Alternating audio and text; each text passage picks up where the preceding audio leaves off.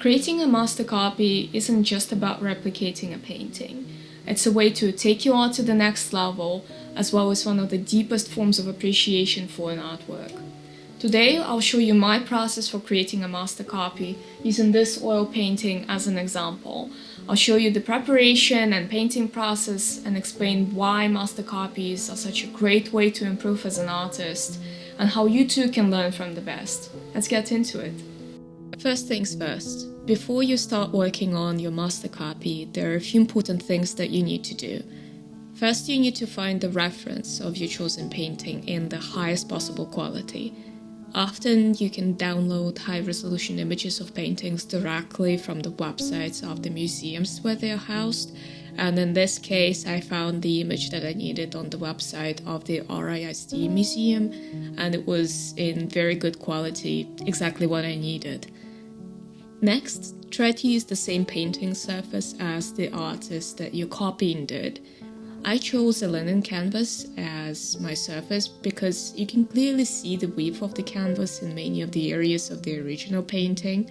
Often you can also see in the description of the painting whether the master used a canvas, a panel, paper, or some other surface. Fortunately, the original painting is very close in size to my 30 by 40 centimeters canvas, and that really helps. Still, I adjusted the dimensions of my reference to match the painting surface exactly, because it really makes it easier to get the proportions right later on. In general, studying the reference to understand the painting process that went into it will help you immensely. For example, try to determine what the underpainting might have looked like. Was the canvas toned before the paint was applied? In this case, I can see some parts of the painting where the weave of the canvas is peeking through with a bright yellow tone, so I toned my canvas accordingly. Another critical step is trying to identify which pigments the artist might have used. After closely looking at my reference, I used my typical palette for indoor portraits and added a natural earth green for the background, and indanthrene blue for what I assume is a peacock feather behind the figure, as well as some Van Dyke brown for those deep dark shadows. As usual, I'm using water mixable oils with a couple of mediums. Cobra's oil painting medium to improve the flow of my paints a little bit, and Winsor & Newton's fast dry medium with some chalk, which I use to adjust the consistency and the drying time of my titanium white paint.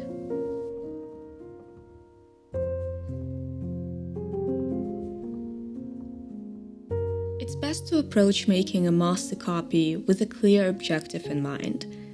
Think about what draws you to this particular artist or painting. What do you want your main takeaway to be? Is it the brushwork or the colors that the artist used? Or maybe it's something specific, like the way that they paint the eyes or the hair. I approached this painting with two main objectives. One is learning more about painting facial features, and two is studying the loose brushwork of this portrait, which really makes it come to life in my opinion.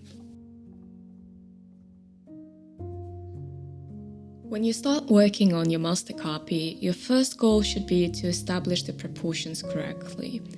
I used a thinned out raw umber paint and a bristle brush to create the rough outline here. And in this case, we're working with a portrait that is almost directly facing the viewer, which can be pretty challenging to get right because you have to keep things aligned and you can't just fake that.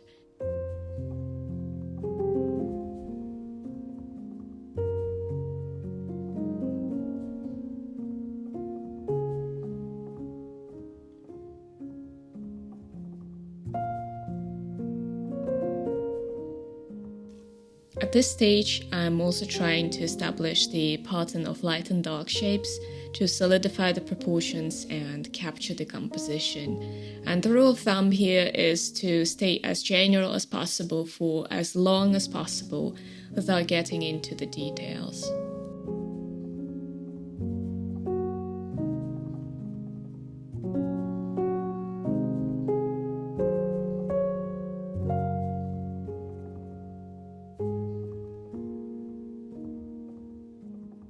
Once I'm happy with my blocking, I start laying in some highlights. In a typical lighting situation, the forehead is usually going to be the brightest part of the face, so that's where I'll start. And it might not look very bright here, but once we establish the surrounding context and lay in the dark background, that highlight will really pop.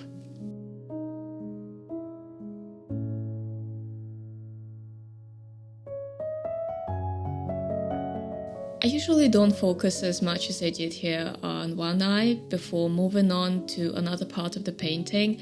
I usually tend to move around a lot, but here we are. I wasn't satisfied with how the eye looked because I wasn't working in the way that I'm used to. But that's what master copies are for. They are here to push us out of our comfort zone. At this point, I had to move on to the rest of the face before I overworked the right eye.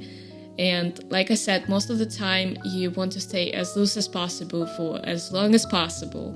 So I try to avoid jumping into details before most of the painting is resolved.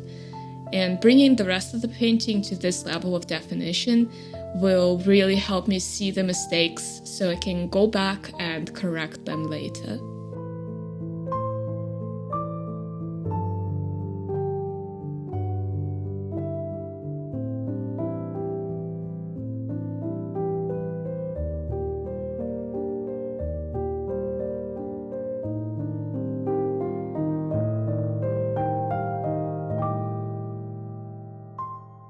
Master copies are a great way for discovering new ways of painting. For example, here the brushstrokes on the face are very patchy and expressive up close, which isn't how I usually paint, but I really like this effect, so I try to replicate these brushstrokes exactly as I saw them. Another cool effect in this painting is the bright red and yellow color notes where the underpainting peeks through. These colors, this blush, is made even brighter by the dark green background, with the green being complementary to red. I think it's a very cool decision on the artist's part.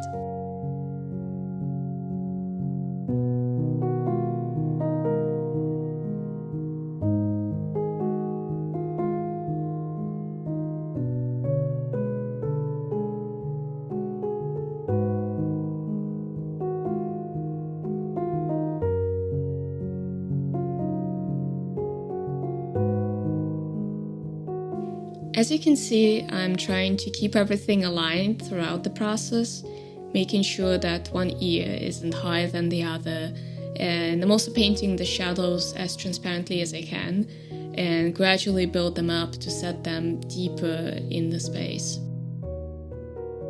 You want to avoid using opaque paint, especially white, in your shadows to prevent your piece from looking flat. I reserve my thickest, most opaque paint for the highlights, so they stand out more, particularly in contrast to the shadows.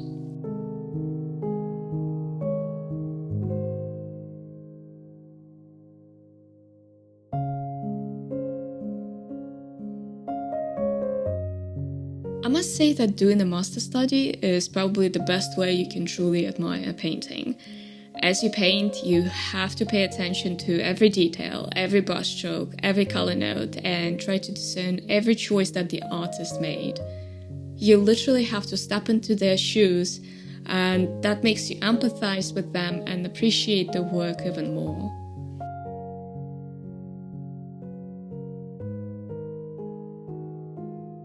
I try to avoid copying living artists, and if I do, I usually don't share it because of the copyright considerations. I once went to the Museum of Fake Art here in Vienna and learned that works created by artists who passed away more than 70 years ago are considered public domain and are safe to use. So those are the paintings that I usually choose to study from. Of course, it also helps that I gravitate towards a more traditional painting style, so I feel like I have a lot to learn from them.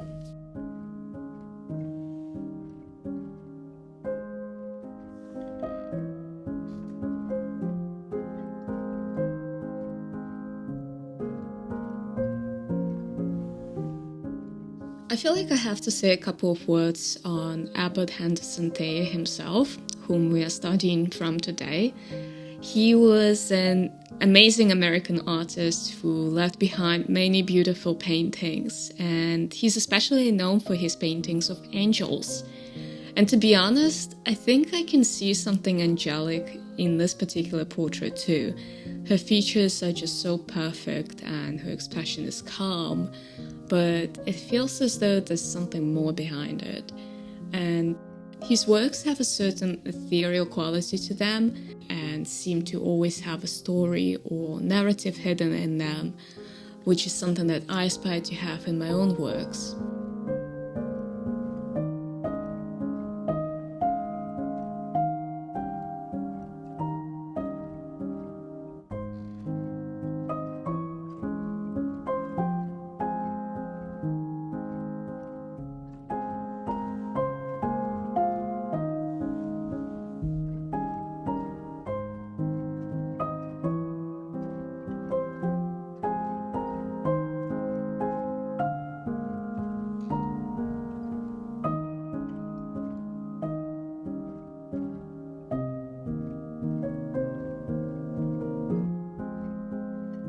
At this point, I have resolved most of the painting, and it's time to make some final fixes and finishing touches. What I usually do is take a picture of my painting and then reverse it horizontally on my phone. This trick works like magic, and it allows you to see your painting with fresh eyes and reveal all the mistakes that you've grown blind to as you've been working on it. There were a few things wrong here, mostly with the eyes and some proportions, so I went back in and I corrected those mistakes. And with that, this master study was finally complete.